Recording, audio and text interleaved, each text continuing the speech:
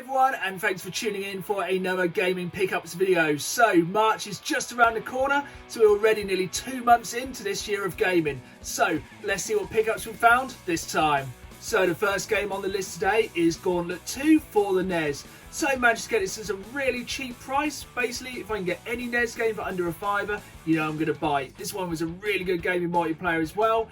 Really good pickup. As you may remember me saying before, I'm trying to get a complete WWE and WWF gaming collection, getting all the games that are released on any console. Another franchise I'm trying to do this with is the Tony Hawk's franchise, so this time I've added 2 games to that set. When I say 2 games, it's actually the same game, but on 2 different systems. So we have Tony Hawk's Downhill Jam for the Wii and for the Nintendo DS. I think these games were only released on Nintendo consoles, and I haven't played this one, so be interested to check it out. But let me know as always in the comments below if you've played this one and if it's a hidden gem of the Tony Hawk's franchise. So the next set of games I got for the best price in gaming, free. Little tip, it is worth keeping an eye on Facebook Marketplace and Gumtree for people listing free video games. If you get in quick enough, you might get yourself a free bargain. Nothing too amazing in this little set, but for that price you can't go wrong. So first off, it's the kind of remake of Prince of Persia for the Xbox 360. Haven't actually played this one, but the art style does look pretty cool, so I'm quite looking forward to checking this one out. The next one looks to be what we all like to call Wii shovelware. This is Club Penguin Game Day. So, question for you collectors out there. Do you ever collect games you probably know you're never really going to get round to playing? If I'm looking at a shelf, I can't really imagine there's going to be a day when I'm going to go, this is the game for me today. But I just love collecting even these weirder games like this one. Next we have Tomb Raider Legends for the Xbox 360. So I had this game on the original Xbox, but I think it's about that time in the Tomb Raider franchise which started to struggle a little bit before they did the more recent update. But it's not a bad Tomb Raider game, but not really as God tier 1. Final game I got for free from this person is Skate 2. So, big question for all you gamers out there. Which are you, a Tony Hawk's player or a Skate player? Let me know which one you prefer down in the comments. I haven't really dived too much into the Skate games, but I'm looking forward to really checking this one out. As you guys can see, the Disney Infinity obsession is getting a little bit out of hand now. So, added a few more bits and kind of starting to forget what I've added as they just keep on coming. There's a Twilight of the Empire box set at the back along with some power discs. So even more Anakin Skywalker figures coming across. There's Boba Fett, just because I've been quite obsessed with The Mandalorian recently. On the topic of TV shows, we have Vision there from WandaVision. Loads more Star Wars and Marvel characters, but the shelf is starting to fill up, so I don't really know how much further I'll be going with this new little obsession. Going from one small obsession with little plastic figures straight into another one, but these ones aren't plastic, they are made of vinyl, or I kind of presume they are. I guess that's why they're called pop vinyl. But we have 2 video game based ones here. We have Miles Morales from Spider-Man and the female V from Cyberpunk. The funny part of this is my wife's been playing Cyberpunk and it is actually uncanny how much her character looks like this vinyl pop. Big question for you guys watching, are you a fan of pop vinyl? I'm a bit on the fence of it. I can see that some of them are pretty good. I quite like the video game ones. I quite like the Marvel ones, but I think it's one of those things that's getting a little bit out of hand where they're making a pop figure for near on anyone and everything that's ever existed. But let me know in the comments below. But I do think they do look nice dotted around the shelves in the games room. But then again guys, how cool would it be to have a Dan the Games Man pop vinyl? Imagine the beard on that. That would be incredible. Another episode of Gaming Pickups and another WWE game to knock off the list. This time we have Smackdown vs Raw 2011 for the Nintendo Wii. As usual, I've played this one back on the Xbox 360 but never played it on the Wii. And still, even after the last video when I said I haven't tried it on the Wii, still haven't checked it out. So again, let me know in the comments, how are the controls for these Wii WWE games? If you guys have watched any of my previous My Crazy Collection videos, which you should do, and remember to subscribe while you're there, you'll know I've got quite an obsession with weird old controllers. So recently I managed to pick up this Rhino gear controller for the Sega Mega Drive. As you can see, it has all the classic things you'd expect. They always put on all these third-party controllers back then. We have our turbo buttons, we have our tap buttons. This thing is dusty, it is brand new in the box, and even crazier, it has never, ever been opened. This thing must have sat on a shelf for ages. You can see it's even got a little bit of fade where the sunlight has touched it. The thing is though, do I open it or do I not? Part of me feels it's been closed this long, I just don't want to open it now. I'm sure a lot of you collectors out there have noticed recently the price of GameCube games is going up and up and up. So I think now is the time to try and get those last few games you want to add to your collection. So with that in mind, I've added Star Fox Adventures to my GameCube collection. In this game, Fox McCloud visits a planet which is full of dinosaurs. And if you know me, you know I love me some dinosaurs. But guys, let me know, do you prefer this kind of Star Fox game or more the style of Lilac Wars and Star Fox for the SNES? Let me know in the comments below.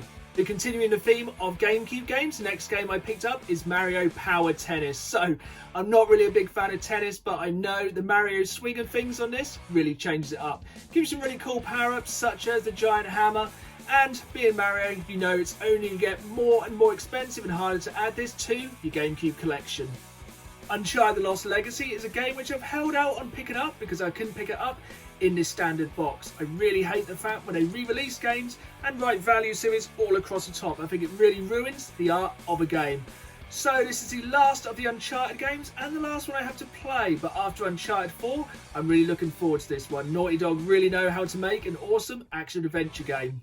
The next game is a game I've been waiting ages to pick up, mainly because, to be honest, I've been waiting for a price drop. So I managed to get the Avengers for PS4 for the low price of just £10, which for that price I'm happy to give it a go and see what it's like.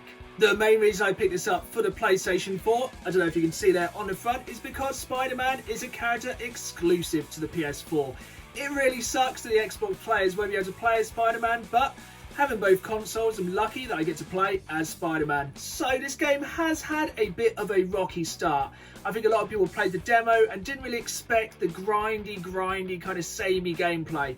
But they got some new add-ons coming out for this game, so hopefully they can turn it around and turn it into the game we all deserve. Similar to what I said earlier in the video about GameCube games getting more and more expensive, the Wii U is another Nintendo console which I think is going to start to rise in price over the coming few years, especially as it didn't really sell too well. But Minecraft is a game which has been released on pretty much every console, smartphone, tablet, laptop, PC, basically you name it, you can play Minecraft on it. But this one for the Wii U is one of the very few games left I want to get for my Wii U collection, and it's pretty cool as you do get some Super Mario inspired bits to use in your Minecraft sandbox.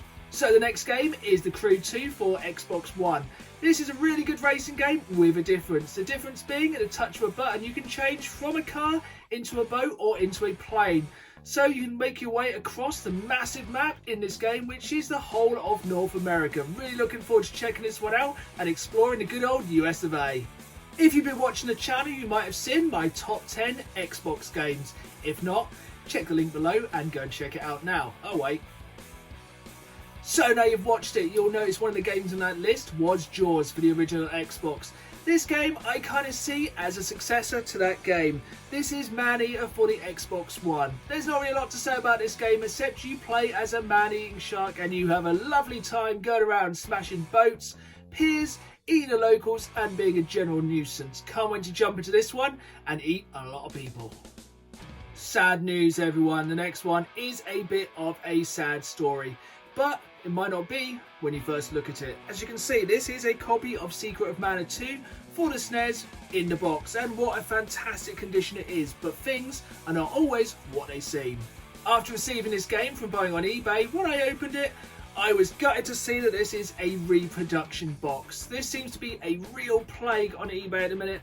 The seller did mention this was a reproduction. It is a damn shame when you get one of these reproduction cases for the game you want. But it's not all lost. The main thing is this is still playable. It'll be a good way to check out a game which is quite hard to get, so at least we can check it out. But there's a few ways you can tell that this isn't a real game. Looking closer at the box, you can see it hasn't quite got that kind of correct finish you'd expect from a box SNES game. Also, it's kind of a bit shiny, which isn't really right. One of the main things you can normally tell is this little Nintendo logo down here should kind of attract the light, which this one doesn't. Don't get me wrong, this is a nice display piece, but isn't really what I paid for. When we take a closer look at the cartridge, there's further evidence that this is not a legit copy. You can see the sticker doesn't quite look right, it has a kind of shine to it, but where you should have shine in the Nintendo seal of quality, that does not shine. Even more damning, when you go onto the back, you'll see where they've cut the sticker, they've cut off the bit that says important.